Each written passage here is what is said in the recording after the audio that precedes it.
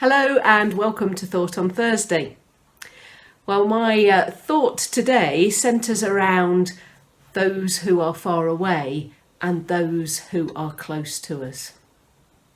I'm a bit of a sucker for a good human interest story. Don't know about you.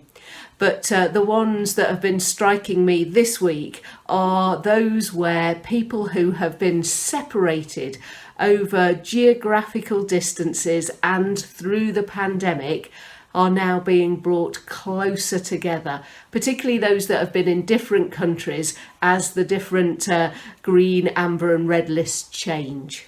And so I saw a news article the other day where a lady who has now settled in America was able to fly to the UK, and the filming took place in the airport and showed her reunited with her parents. Someone who had been distanced was now close by, and there were those beautiful hugs and the tears coming, and the interviewer hearing what joy it was to be brought close together again. And that may be the experience for quite a lot of us. We had the great joy of being able to go to Northern Ireland recently to visit Paul's mum, where we had been distanced over the pandemic. We were able to visit and be close together again. And it's probably been true for many of us, because even those who have been geographically close by have been distanced because of the restrictions of the pandemic. I have a friend that has now moved to the States. She is now distanced, and I don't know when I'm going to get to see her again. And that makes me sad. But I do look forward to that day when we can be close together again. So what is my reflection on this? Well, firstly, I suppose in the pandemic, we found ways of being in contact with those that are further away.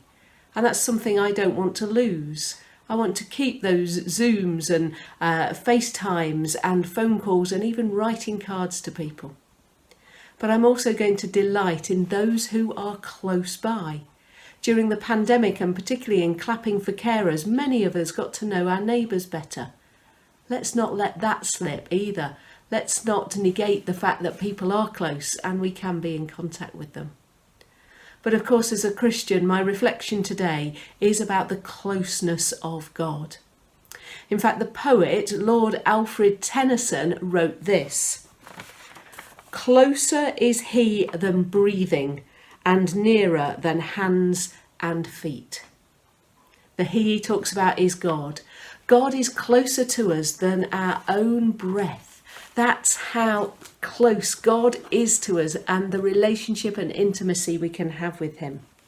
In the Bible, in Psalm 139, it says, "Where can I go from your spirit? Where can I flee from your presence? If I go to the heavens, you are there. If I make my bed in the depths, you are there."